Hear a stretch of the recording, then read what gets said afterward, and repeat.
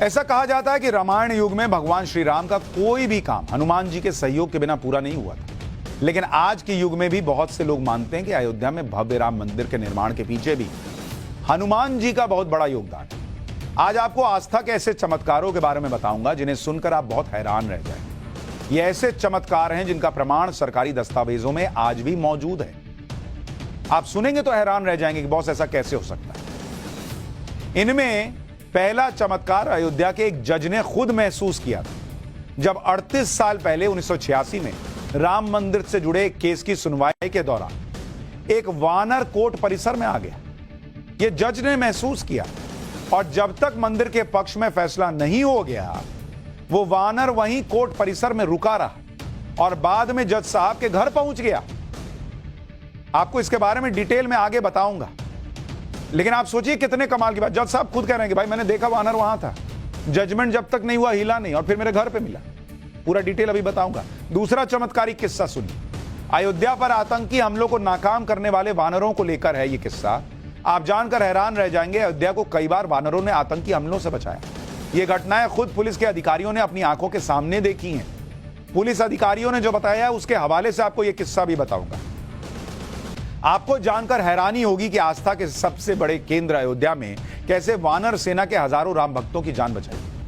दरअसल 1998 में कई आतंकी संगठन अयोध्या में ब्लास्ट करने की प्लानिंग कर रहे हैं। इसके लिए आतंकियों ने हनुमानगढ़ी मंदिर के परिसर में कई टाइम बॉम्ब प्लांट किए।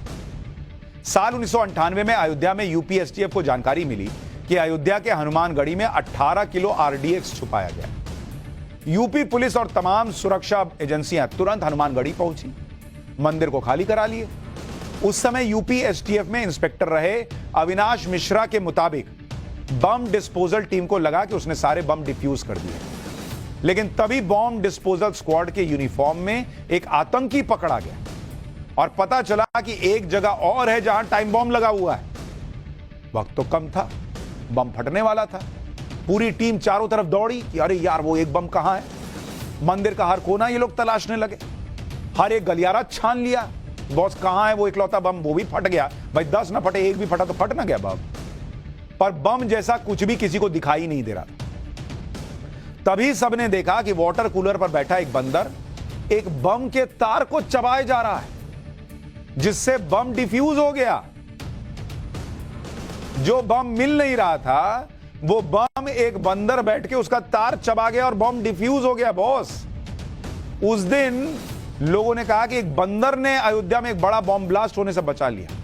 एसटीएफ ने इस घटना को अंजाम देने वाले चारों आतंकियों को भी गिरफ्तार कर लिया। और आज आपको उस समय यूपी एसटीएफ में इंस्पेक्टर रहे अविनाश मिश्रा का एक बयान सुनवाता हूं, सुनिए उन्होंने क्या कहा था।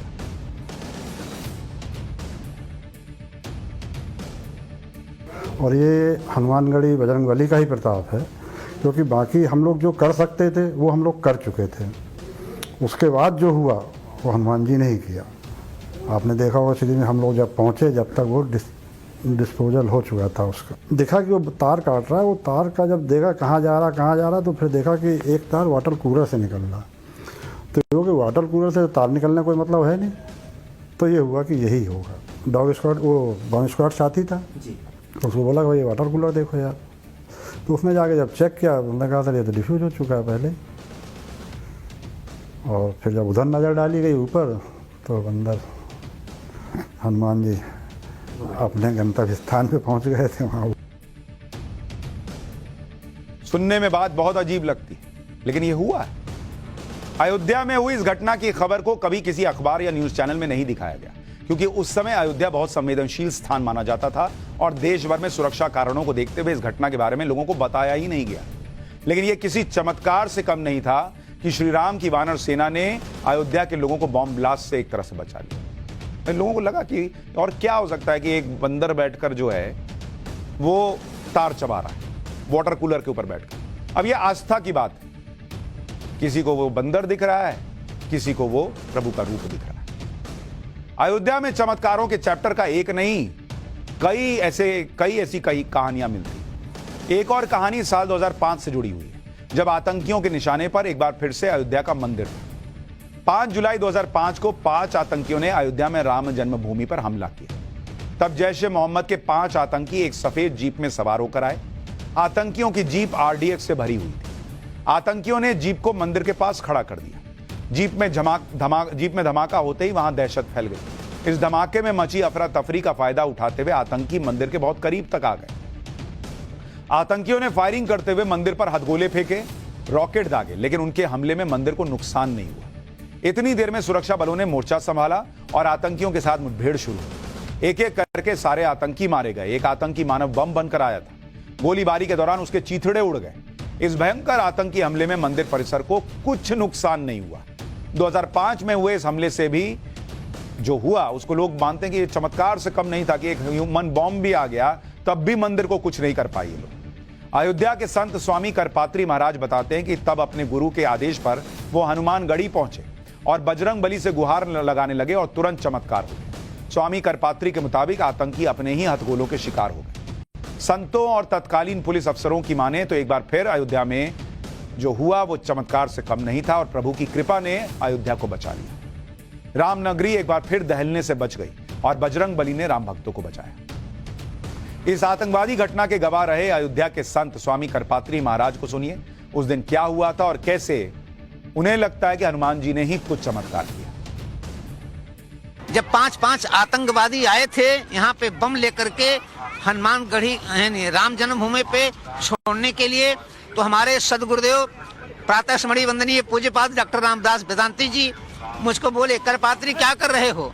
मैं पूजा कर रहा हूँ महाराज जी। अरे पूजा छोड़ो, तुम जल्दी जल्दी भागे जाओ हनुमानगढ़ी पे। और मैं राम जन्मभूमि पहुंच गया हूँ। रोने लगे, कहा आज हमारे रामलला के ऊपर बम विस्फोट हो जाएगा। 5 आतंकवादी बम लेके पहुंच गए हैं। आप पहुंचो हनुमानगढ़ी पे और हनुमान जी से कहो कि यदि एक भी बम विस्फोट हो गया तो एक भी लड्डू हनुमानगढ़ी पे कोई नहीं चढ़ाएगा, हम जान जाएंगे अयोध्या में हनुमान जी नहीं है।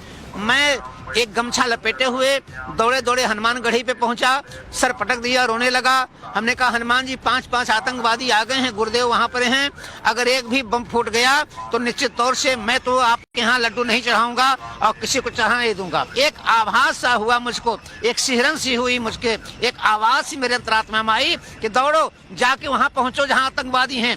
जब तक मैं अयोध्या का राजा हूँ, अयोध्या में हूँ, तब तक जो है बम विस्फोट नहीं होने पाएगा। मैं वहां से 2-3 बार गिरते हुए दौड़ते हुए वेद मंदिर के पास पहुंचे और मेरे सामने 4 आतंकवादी अपने बम से उनके चिथड़े उड़ गए और एक भी बम विस्फोट नहीं हुआ। अयोध्या में कई बार आतंकी हमलों की साजिश की गई थी, लेकिन हर बार किसी न किसी वजह से वानर सेना इन हमलों को नाकाम कर देती। आतंकी खतरों को देखते हुए अयोध्या में मल्टी लेयर सिक्योरिटी रहती है और सुरक्षा के इंतजामों को चेक करने के लिए यहां अक्सर मॉक ड्रिल भी की जाती है। ऐसे ही मॉक ड्रिल के दौरान भी वानर सेना ने एक और चमत्कार दिखाया था, यह कहा जाता है। 29 मई 2020 को अयोध्या में राम जन्मभूमि परिसर से बगल के येलो जोन में पुलिस ने सुरक्षा व्यवस्था को लेकर मॉक ड्रिल किया। मॉक ड्रिल में हमलावरों ने बम से हमला किया। बम डिस्पोजल स्क्वाड ने बमों को डिफ्यूज करना शुरू ही किया था कि इसी दौरान एक बंदर आया और नकली बम लेकर भाग गया। बंदर ने एक मंदिर के शिखर पर जाकर जब अपने दांतों से बम के तार को काटा तो उसके अंदर सेब निकला, जिसको उसने खा लिया। अयोध्या में बन रहे भव्य राम मंदिर को लेकर भी एक और बंदर का प्रसंग बहुत प्रसिद्ध है। अयोध्या के लोग मानते हैं कि 1986 में श्री राम के दूत काले बंदर की दैवीय प्रेरणा से ही राम जन्मभूमि का ताला खुला था। आश्चर्य की बात यह है कि राम मंदिर से जुड़े केस में फैजाबाद कोर्ट से लेकर सुप्रीम कोर्ट तक कई जज ने माना कि इस केस में कोई दैवीय शक्ति थी जो प्रेरित कर रही थी। 1 फरवरी 1986 को फैजाबाद जिला अदालत में राम मंदिर जन्मभूमि के ताले खुलवाए जाने की सुनवाई चल रही थी। कोर्ट में फैसला सुनने के लिए पुलिस प्रशासन और आम लोगों से खचाखच भीड़ थी, लेकिन सबकी नजर इन सबको छोड़कर एक बंदर पर टिकी थी। इस केस की सुनवाई फैजाबाद के जिला जज रहे कृष्ण मोहन पांडे कर रहे थे। कोर्ट का फैसला लिखते वक्त जज साहब को उस काले बंदर में बजरंगबली की झलक दिखाई थी। इसके बाद जज कृष्ण मोहन पांडे ने राम मंदिर पर लगा ताला खोलने का आदेश दिया था। यह बात खुद जज कृष्ण मोहन पांडे ने लिखित रूप से बताई थी। अयोध्या केस में चमत्कार से साक्षात्कार का जिक्र राम मंदिर का फाइनल जजमेंट सुनाने वाले सुप्रीम कोर्ट के पूर्व चीफ जस्टिस रंजन गोगोई भी कर चुके हैं। अपनी किताब जस्टिस फॉर द जज में उन्होंने लिखा है कि कोई दैवीय शक्ति थी जो उन्हें इस केस को खत्म करने के लिए प्रेरित कर रही थी। ये चीफ जस्टिस रह चुके रंजन गोगोई लिख चुके हैं।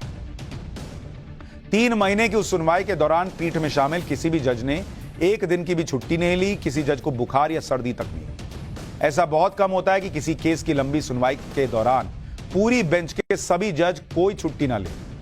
अयोध्या मामले का आए कि इस ऐतिहासिक फैसले के बाद भव्य राम मंदिर का निर्माण शुरू हुआ और अब पूरे देश को 22 जनवरी का इंतजार है, जब देश के करोड़ों सनातनी अपने भगवान को मंदिर में विराजमान होते हुए देख पाएंगे।